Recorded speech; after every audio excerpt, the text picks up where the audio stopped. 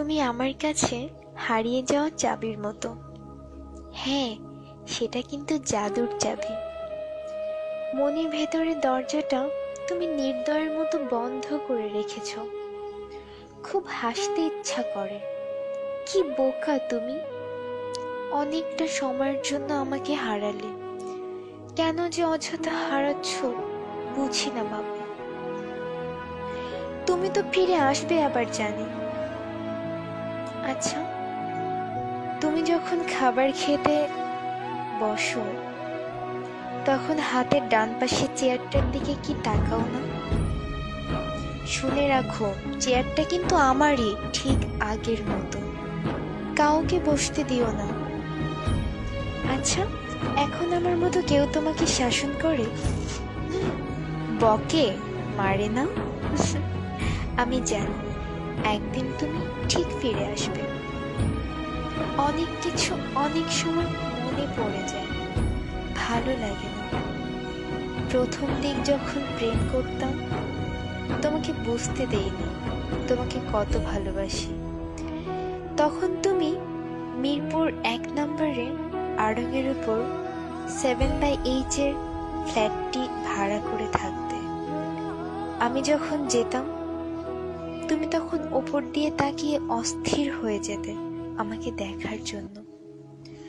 ভেবেছিলাম এই অস্থিরতা হয়তো একদিন থাকবে না, কিন্তু তুমি আমাকে ভুল প্রমাণ করে গেছো। দিন দিন মনে হতে লাগলো ভালোবাসা কি কমার জিনিস? এ তো শুধু বেড়েই চলে। প্রতিটা মুহূর্তে তোমাকে কাছ থেকে ভালোবাসার মানে বুঝেছি। তুমি আমাকে বুঝিয়েছো ভালোবাসাটা কি। ছোটবেলা থেকে নোংরা কিছু দেখতেই পারতাম না। তুমি যখন কোনো একটি কারণে খুব বমি করতে, তারপর যখন তোমাকে গোসল করিয়ে দিতাম, মাথায় পানি ঢেলে দিতাম, বিশ্বাস করো আমার অদ্ভুত শান্তি লাগতো।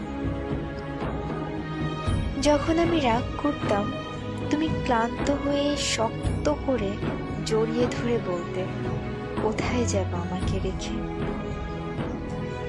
এগুলো আমার মায়া জন্মাতো তোমার জন্য। চোখের সামনে ছবির মতো ভাসে।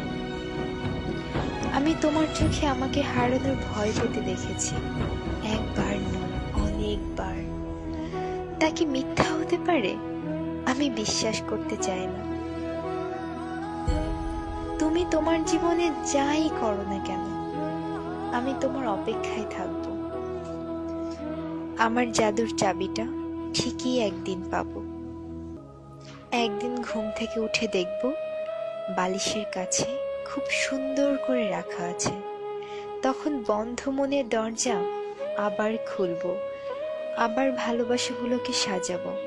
সেটা শেষ জীবন হলেও দুঃখ নেই, সত্যিই কোনো দুঃখ নেই।